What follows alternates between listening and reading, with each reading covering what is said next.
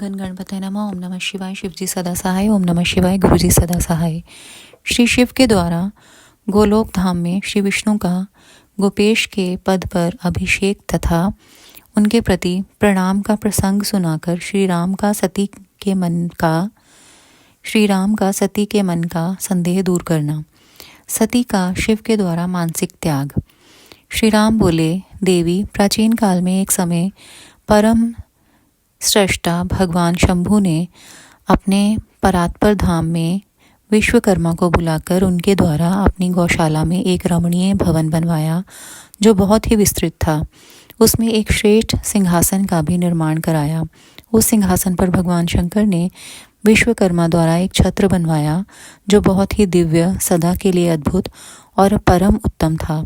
तत्पश्चात उन्होंने सब ओर से इंद्र आदि देवगणों, सिद्धों, गंधर्वों, नागादिकों तथा संपूर्ण उपदेवों को भी शीघ्र वहां बुलवाया। समस्त वेदों और आगमों को, पुत्रों सहित ब्रह्मा जी को, मुनियों को तथा अप्सराओं सहित समस्त देवियों को जो नाना प्रकार की वस्तुओं से संपन्न थीं, आमंत्रित किया। इनके सिवा देवताओं, ऋषियों, सिद्धों और नागों की 16 कन्याओं को भी बुलवाया जिनके हाथों में मांगलिक वस्तुएं थीं। मुने वीणा, मृदंग आदि नाना प्रकार के वाद्यों को बजवाकर सुंदर गीतों द्वारा महान उत्सव रचाया। संपूर्ण औषधियों के साथ राज्याभिषेक के योग्य द्रव्य एकत्र किए गए। प्रत्यक्ष तीर्थों के जलों से भरे हुए 5 कलश भी मंगवाए गए। इनके सिवा और भी बहुत सी दिव्य सामग्रियों को भगवान शंकर ने अपने पार्षदों द्वारा मंगवाया और वहां उच्च स्वर से वेद मंत्रों का घोष करवाया। देवी, भगवान विष्णु की पूर्ण भक्ति से महेश्वर देव सदा संपन्न रहते थे, इसलिए उन्होंने प्रीति युक्त हृदय से श्री हरि को बैकुंठ से बुलवाया और शुभ मुहूर्त में श्री हरि को उस श्रेष्ठ सिंहासन पर बिठाकर महादेव जी ने स्वयं ही प्रेम पूर्वक उन्हें सब प्रकार के आभूषणों से विभूषित किया। उनके मस्तक पर मनोहर मुकुट बांधा गया और उनसे मंगल कौतुक कराए गए। यह सब हो जाने के बाद महेश्वर ने स्वयं ब्रह्मांड मंडप में श्री हरि का अभिषेक किया और उन्हें अपना सारा ऐश्वर्य प्रदान किया जो दूसरों के पास नहीं था। तदनंतर स्वतंत्र ईश्वर भक्त वत्सल शंभु ने श्री हरि का स्तवन किया और अपनी पराधीनता, भक्त परवशता को सर्वत्र प्रसिद्ध करते हुए वे लोककर्ता ब्रह्मा से इस प्रकार बोले। महेश्वर ने कहा, लोकेश, आज से मेरी आज्ञा के अनुसार ये विष्णु हरि स्वयं मेरे वंदनीय हो गए। इस बात को सभी सुन रहे हैं। तात, तुम संपूर्ण देवता आदि के साथ इन श्री हरि को प्रणाम करो और ये वेद मेरी आज्ञा से मेरी ही तरह इन श्री हरि का वर्णन करें। श्री रामचंद्र जी कहते हैं, देवी, भगवान विष्णु की शिव भक्ति देखकर प्रसन्न चित्त हुए वरदायक भक्त वत्सल रुद्रदेव ने उपर्युक्त बात कहकर स्वयं ही श्री गरुड़ ध्वज को प्रणाम किया। तदनंतर ब्रह्मा आदि देवताओं, मुनियों और सिद्ध आदि ने भी उस समय श्री हरि की वंदना की। इसके बाद अत्यंत प्रसन्न हुए भक्त वत्सल महेश्वर ने देवताओं के समक्ष श्री हरि को बड़े बड़े वर प्रदान किए। महेश बोले, हरे, तुम मेरी आज्ञा से संपूर्ण लोकों के कर्ता, पालक और संहारक हो। धर्म, अर्थ और काम के दाता तथा दुर्नीति अथवा अन्याय करने वाले दुष्टों को दंड देने वाले हो। महान बल पराक्रम से संपन्न जगत पूज्य जगदीश्वर बने रहो। समरांगण में तुम कभी भी जीते नहीं जा सकोगे। मुझसे भी तुम कभी पराजित नहीं होगे। तुम मुझसे मेरी दी हुई 3 प्रकार की शक्तियां ग्रहण करो। एक तो इच्छा आदि की सिद्धि, दूसरी नाना प्रकार की लीलाओं को प्रकट करने की शक्ति और तीसरी तीनों लोकों में नित्य स्वतंत्रता। हरे, जो तुमसे द्वेष करने वाले हैं वे निश्चय ही मेरे द्वारा प्रयत्न पूर्वक दंडनीय होंगे। विष्णु, मैं तुम्हारे भक्तों को उत्तम मोक्ष प्रदान करूंगा। तुम इस माया को भी ग्रहण करो जिसका निवारण करना देवता आदि के लिए भी कठिन है तथा जिससे मोहित होने पर यह विश्व जड़ रूप हो जाएगा। हरे, तुम मेरी बाईं भुजा हो और विधाता दाहिनी भुजा हैं। तुम इन विधाता के भी उत्पादक और पालक होोगे। मेरा हृदय रूप जो रुद्र है वही मैं हूँ, इसमें संशय नहीं है। वह रुद्र तुम्हारा और ब्रह्मा आदि देवताओं का भी निश्चय ही पूज्य है। तुम यहाँ रहकर विशेष रूप से संपूर्ण जगत का पालन करो।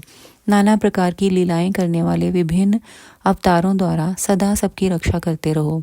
मेरे चिन्मय धाम में तुम्हारा जो यह परम वैभवशाली और अत्यंत उज्ज्वल स्थान है वह गोलोक नाम से विख्यात होगा। हरे, भूतल पर जो तुम्हारे अवतार होंगे वे सबके रक्षक और मेरे भक्त होंगे। मैं उनका अवश्य दर्शन करूंगा।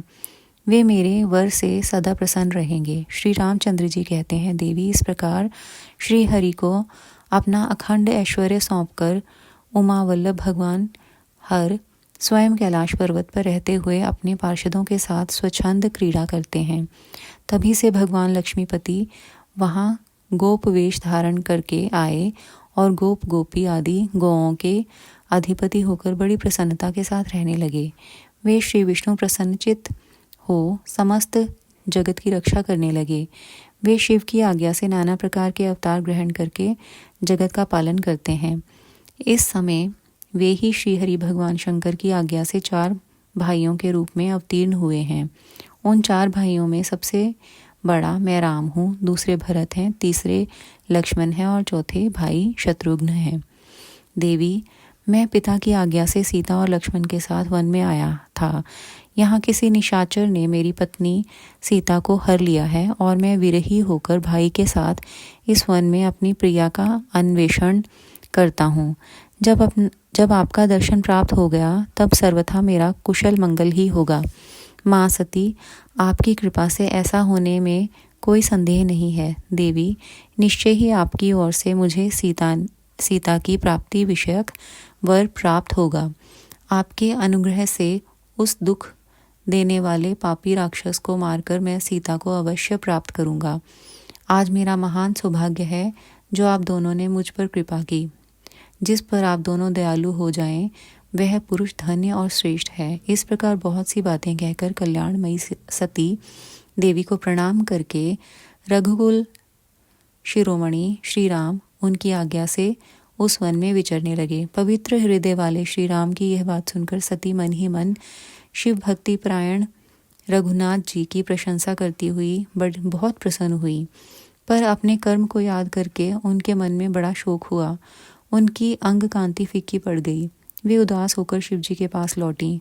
मार्ग में जाती हुई देवी सती बारंबार चिंता करने लगी कि मैंने भगवान शिव की बात नहीं मानी और श्री राम के प्रति कुत्सित बुद्धि कर ली। अब शंकर जी के पास जाकर उन्हें क्या उत्तर दूंगी। इस प्रकार बारंबार विचार करके उन्हें उस समय बड़ा पश्चाताप हुआ। शिव के समीप जाकर सती ने उन्हें मन ही मन प्रणाम किया। उनके मुख पर विषाद छा रहा था। वे शोक से व्याकुल और निस्तेज हो गई थीं। सती को दुखी देख भगवान हर ने उनका कुशल समाचार पूछा और प्रेम पूर्वक कहा, तुमने किस प्रकार परीक्षा ली। उनकी यह बात सुनकर सती मस्तक झुकाए उनके पास खड़ी हो गईं।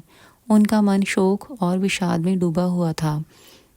भगवान महेश्वर ने ध्यान लगाकर सती का सारा चरित्र जान लिया और उन्हें मन से त्याग दिया। वेद धर्म का प्रतिपालन करने वाले महेश्वर शिव ने अपनी पहले की हुई प्रतिज्ञा को नष्ट नहीं होने दिया। सती का मन से त्याग करके वे अपने निवास भूत कैलाश पर्वत पर चले गए। मार्ग में महेश्वर और सती को सुनाते हुए आकाशवाणी हुई, परमेश्वर तुम धन्य हो और तुम्हारी यह प्रतिज्ञा भी धन्य है। तीनों लोकों में तुम्हारे जैसा महायोगी और महाप्रभु दूसरा कोई नहीं है। यह आकाशवाणी सुनकर देवी सती की कांति फीकी पड़ गई। उन्होंने भगवान शिव से पूछा, नाथ मेरे परमेश्वर, आपने कौन सी प्रतिज्ञा की है, बताइए। सती के इस प्रकार पूछने पर भी उनका हित चाहने वाले प्रभु ने पहले अपने विवाह के विषय में भगवान विष्णु के सामने जो प्रतिज्ञा की थी उसे नहीं बताया। मुने, उस समय सती ने अपने प्राण वल्लभ पति भगवान शिव का ध्यान करके उस समस्त कारण को जान लिया जिससे उनके प्रियतम ने उन्हें त्याग दिया था। शंभु ने मेरा त्याग कर दिया। इस बात को जानकर दक्ष कन्या सती शीघ्र ही अत्यंत शोक में डूब गई और बारंबार सिसकने लगी। सती के मनोभाव को जानकर शिव ने उनके लिए जो प्रतिज्ञा की थी उसे गुप्त ही रखा और वे दूसरी बहुत सी कथाएं कहने लगे। नाना प्रकार की कथाएं कहते हुए वे सती के साथ कैलाश पर जा पहुँचे और श्रेष्ठ आसन पर स्थित हो चित्तवृत्तियों के निरोध पूर्वक समाधि लगा अपने स्वरूप का ध्यान करने लगे। सती मन में अत्यंत विषाद ले अपने उस धाम में रहने लगी। मुने, शिवा और शिव के उस चरित्र को कोई नहीं जानता था। महामुने स्वेच्छा से शरीर धारण करके लोक लीला का अनुसरण करने वाले उन दोनों प्रभुओं का इस प्रकार वहां रहते हुए दीर्घ काल व्यतीत हो गया।